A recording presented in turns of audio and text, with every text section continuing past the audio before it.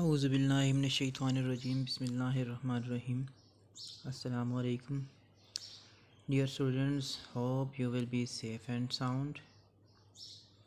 Today we discuss about our new topic, that is impact of human being on biodiversity. कि biodiversity के ऊपर इंसान का क्या असर है, इंसान उसको ठीक कर रहा है या ख़राब कर रहा है. ठीक है. Humans impact the physical environment in many ways, that is overpopulation, pollution, burning fossil fuels and deforestation and also habitat loss. जितना भी हमारा फिज़िकल environment है, इर्द गिर्द हमारे जितनी चीज़ें हैं, चाहे वो फॉरेस्ट है, प्लेन एरिया है, जो चीज़ भी है, एक्वेटिक इकोसिस्टम है, टेरेस्ट्रियल इकोसिस्टम है, हर एक चीज़ के ऊपर इंसान का जो है बहुत बड़ा असर होता है. कैसे? जैसे कि ओवर पॉपुलेशन, आबादी का ज़्यादा हो जाना, पोल्यूशन, गंदगी का ज़्यादा हो जाना, बर्निंग फॉसिल फ्यूल्स, तरह तरह की चीज़ों को जलाना, लकड़ी जलाना, उससे धुआं निकलता है, पेट्रोल से निकलता है. ठीक है. एंड डिफॉरेस्टेशन, जंगलों को ख़त्म करना, एंड हैबिटेट लॉस, और जंगली जानवरों की रहने की जगह को ख़त्म करना. तो ये सारी की सारी चीज़ें जो हैं ये बायोडाइवर्सिटी के ऊपर एक नेगेटिव इम्पैक्ट लाती हैं. Changes like these have triggered climatic change, soil erosion, poor air quality and undrinkable water. अब इन चीज़ों के साथ साथ क्लाइमेट भी चेंज होता है. जैसे हम डिफॉरेस्टेशन करते हैं, ऑक्सीजन बैंक को ख़त्म करते हैं. ठीक है. इन्वायरमेंट क्लीनर को ख़त्म करते हैं तो क्लाइमेट चेंज होता है. ठीक है. ग्लोबल वार्मिंग ज़्यादा होती जाती है, पोल्यूशन ज़्यादा, डिफॉरेस्टेशन ज़्यादा, क्लाइमेट चेंज. ठीक है. और इसको क्या बोलेंगे? ग्लोबल वार्मिंग बोलेंगे. सॉइल एरोजन, ज़मीन का कटाव, दरख्त हम रिमूव करेंगे तो फ्लड ज़्यादा आएगा, फ्लड ज़्यादा आएगा तो सॉइल एरोजन होगी. ठीक है. पुअर एयर क्वालिटी, अब ओवर पॉपुलेशन और पोल्यूशन, इन दोनों की वजह से क्या होती है, एयर क्वालिटी क्या होती है, डिस्टर्ब होती है. जितनी ज़्यादा पॉपुलेशन होगी कार्बन डाइऑक्साइड उतनी ज़्यादा रिलीज़ होगी, पोल्यूशन ज़्यादा होगी तो कार्बन डाइऑक्साइड वहाँ से भी और बाकी जो है पोल्यूटेंट भी रिलीज़ होंगे, और इससे क्या होगी, हमारी एयर की क्वालिटी क्या होगी, डिस्टर्ब होगी.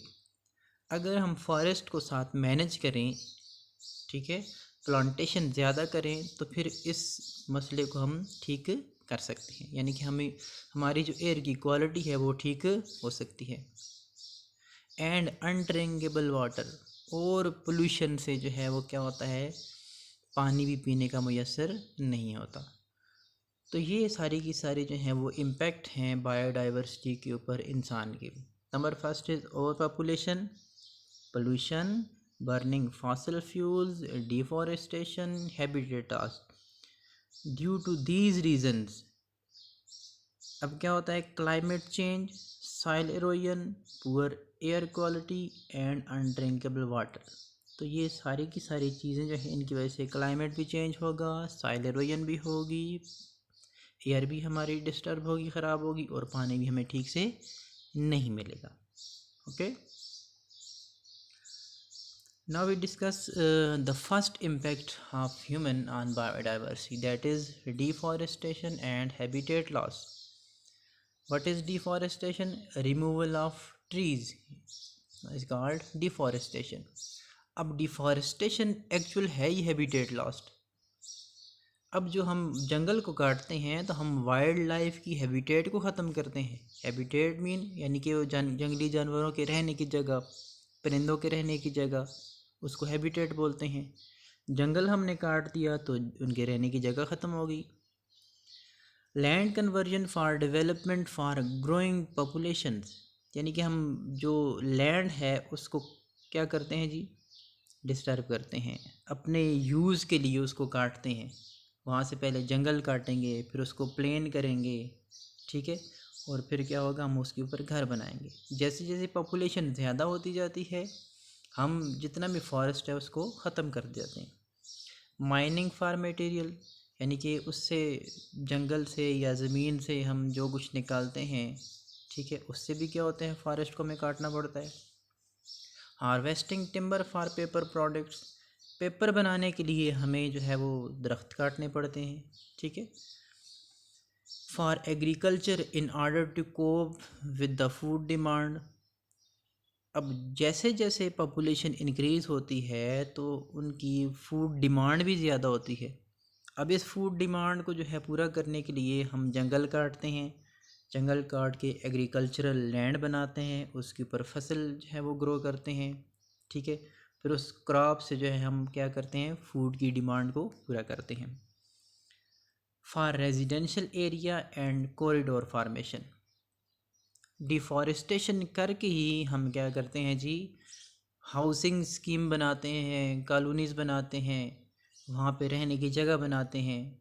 वो क्यों बनती है, जब पॉपुलेशन ज़्यादा हो जाती है तो रहने की जगह भी क्या होती है, हमें फिर ज़्यादा चाहिए होती है, तो प्लेन एरिया कम होता है, जिस वजह से हम क्या करते हैं, वहाँ से या तो जंगल को काटते हैं या पहाड़ को काटते हैं। एंड कॉरिडोर फार्मेशन, हम रोड बनाने के लिए भी जंगल को क्या करते हैं, काटते हैं, ठीक है।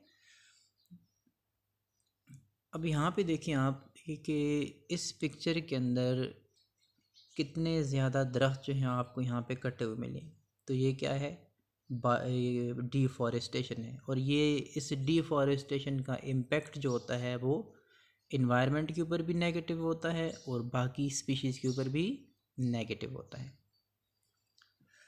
The forest of Pakistan are shrinking very fast.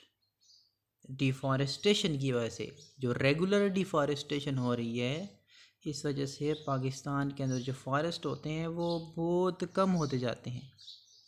According to WWF report, world wide federation report, Pakistan has highest annual deforestation rate in Asia, के वर्ल्ड वाइल्ड फेडरेशन जो है उसकी रिपोर्ट के मुताबिक पाकिस्तान के अंदर जो एनुअल डिफॉरेस्टेशन रेट है वो एशिया के अंदर सबसे ज़्यादा है, ठीक है। Since 1947 more than 51,500 acres of forest land is converted into non forest land, यानी कि पाकिस्तान बनने के बाद 1,51,500 एकड़ फॉरेस्ट जो हैं हमने उसको जो है वो काट दिया है अभी तक, ओके। तो ये एक बहुत बड़ा जो है हमारे नेशनल एसेट्स को नुकसान है, ठीक है। The second impact on biodiversity is over hunting, ज़्यादा शिकार करना। Over hunting of animals effect entire forest, अब हम जितनी भी ओवर हंटिंग करेंगे उसका एक नेगेटिव इम्पैक्ट होता है फॉरेस्ट के ऊपर और बाकी स्पीशीज़ के ऊपर, चाहे वो हम किसी एनिमल को हंट करते हैं, बर्ड को करते हैं, ठीक है। Over hunting leads to the extension of a dominant tree species, अब जितनी भी डोमिनेंट ट्री स्पीशीज़ हैं, चाहे वो बर्ड्स हैं, चाहे वो एनिमल्स हैं, चाहे वो लिजर्ड वगैरह हैं या रेप्टाइल्स वगैरह हैं, जिनको मेडिसिनल पर्पज़ के लिए जो है वो क्या किया जाता है, हंट किया जाता है। अब इस ओवर हंटिंग की वजह से ये डोमिनेंट स्पीशीज़ जो हैं वो एक्सटेंट होती जा रही हैं, ठीक है।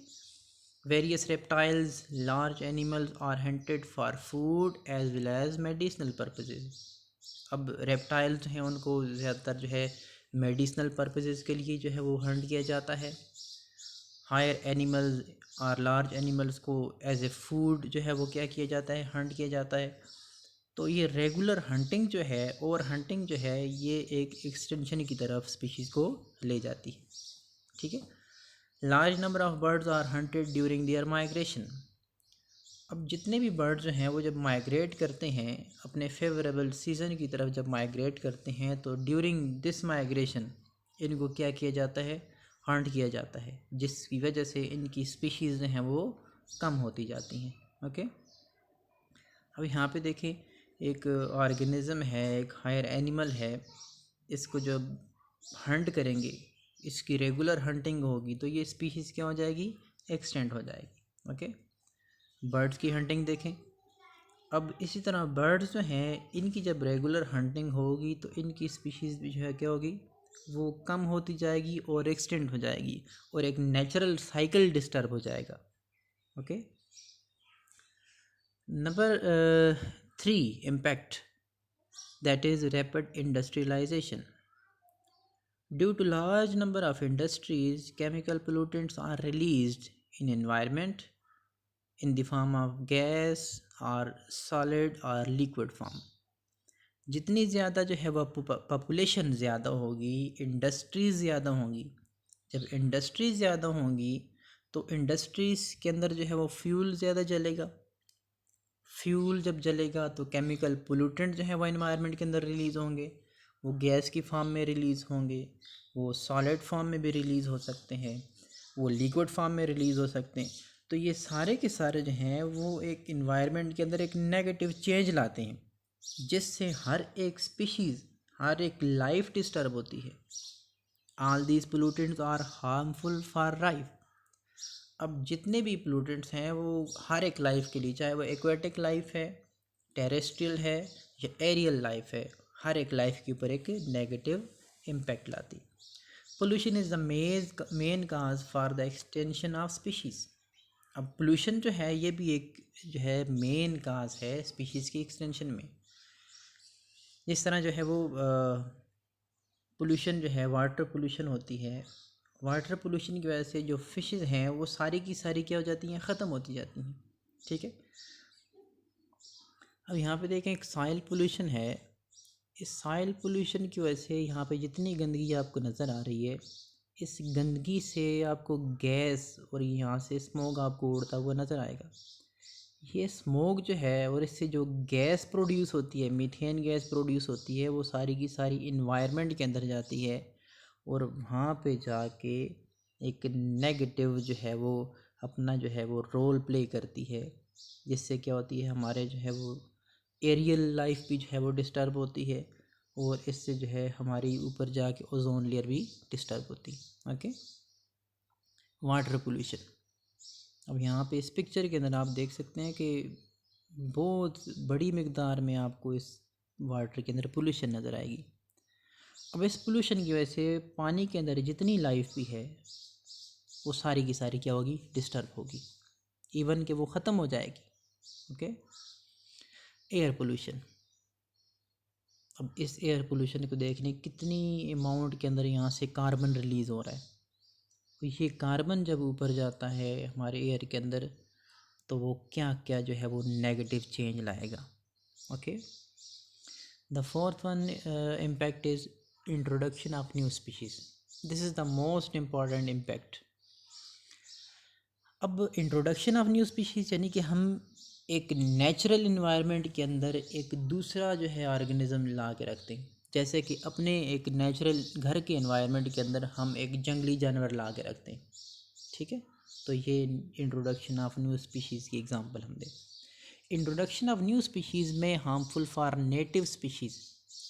जब हम न्यू स्पीशीज़ को जो है वो किसी भी इकोसिस्टम के अंदर इंट्रोड्यूस करेंगे तो वो न्यू स्पीशीज़ जो है वो वहाँ की नेटिव स्पीशीज़ के ऊपर एक नेगेटिव इम्पैक्ट लाएगी। For example eucalyptus. This eucalyptus were imported from Australia to Pakistan. जब इस यूकलिप्टस को ऑस्ट्रेलिया से पाकिस्तान जो है इम्पोर्ट किया गया, यहाँ पे इसको ग्रो किया गया, तो इसका नेगेटिव इम्पैक्ट ये है कि eucalyptus absorb more water from land and disturb the water level in soil. अब इसकी ये प्रॉपर्टी है यूकलिप्टस की कि ये वाटर ज़्यादा एब्जॉर्ब करता है और बाकी जो है स्पीशीज़ जो होती हैं उनके लिए वाटर की एफिशिएंसी नहीं रहती, वाटर उनके लिए सफिशिएंट नहीं रहता और वहाँ पे ग्रो नहीं कर सकते। ठीक है।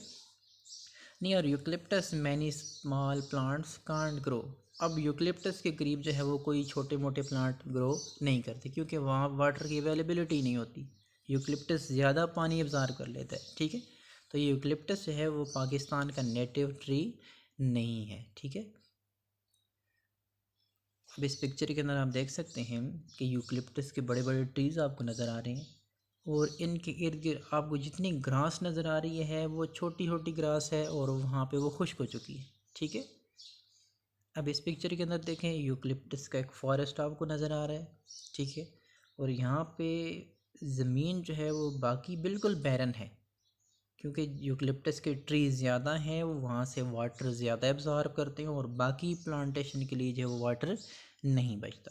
ठीक है, तो ये क्या है, जब हम किसी भी नेचुरल इन्वायरमेंट के अंदर कोई दूसरी स्पीशीज़ को इंट्रोड्यूस करेंगे तो वहाँ पे नेटिव जो स्पीशीज़ हैं उसके ऊपर एक नेगेटिव इम्पैक्ट डालेगी। Number 5 is removal of species. अब नेचुरल इन्वायरमेंट से आप किसी स्पीशीज़ को रिमूव कर दें। ठीक है, star fish is example of removal of species. Star fish is very important component of water ecosystem. अब हर एक इकोसिस्टम के अंदर उसके जो नेटिव कंपोनेंट्स हैं हर एक इम्पॉर्टेंट है। ठीक है, for example star fish feed on mussels and mussels are harmful for many aquatic species.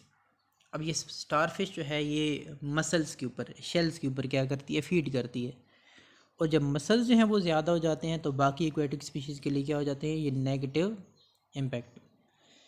If we remove star fish from water mussel will increase in number. जब हम स्टार फिश को वहाँ से रिमूव करेंगे, species को ख़त्म करेंगे, तो क्या हो जाएगा, पीछे फ्रेश वाटर मसल्स जो हैं वो क्या हो जाएंगे, इंक्रीज़ हो जाएंगे, and will be harmful to other species, और वो बाकी स्पीशीज़ के लिए क्या होंगे, हार्मफुल होंगे। ओके, अब यहाँ पे देखें, you can see different species of star fish. This is another species of star fish, another, and this star fish feed on muscle. अब ये आपको जो छोटे छोटे स्टोन लाइक स्ट्रक्चर नज़र आ रही हैं, शेल्स नज़र आ रही हैं, ये क्या है जी, मसल्स हैं। These are also known as fresh water mussel. तो ये क्या है, इनके ऊपर स्टार फिश फीड करती है। These are the shells. अब ये शेल्स जो हैं ये जब पानी के अंदर ज़्यादा हो जाएंगे तो बाकी एक्वेटिक लाइफ को डिस्टर्ब करेंगे। ठीक है, तो स्टार फिश इनके ऊपर फीड करती है। जब इनको यहाँ से रिमूव कर दिया जाएगा तो क्या हो जाएगा, एक्वेटिक इकोसिस्टम बिल्कुल क्लीन हो जाएगा। ठीक है, जब स्टार फिश को इस एनवायरनमेंट से रिमूव किया जाएगा तो ये मसल ज़्यादा हो जाएंगे, शेल ज़्यादा हो जाएंगे, फिर ये बाकियों को डिस्टर्ब करेंगे। Okay, this is your complete topic. Now note down your homework. Homework is that how anthropogenic activities affect the biodiversity. Explain in your own words. यानी कि जितनी भी एंथ्रोपोजेनिक एक्टिविटीज़ हैं वो हमारी बायोडाइवर्सिटी के ऊपर कैसे जो है वो इफ़ेक्ट करती हैं, इसको आपने अपने अल्फाज में क्या करना है, एक्सप्लेन करना है। This is all about impact of biodiversity, impact of human being on biodiversity. Thank you.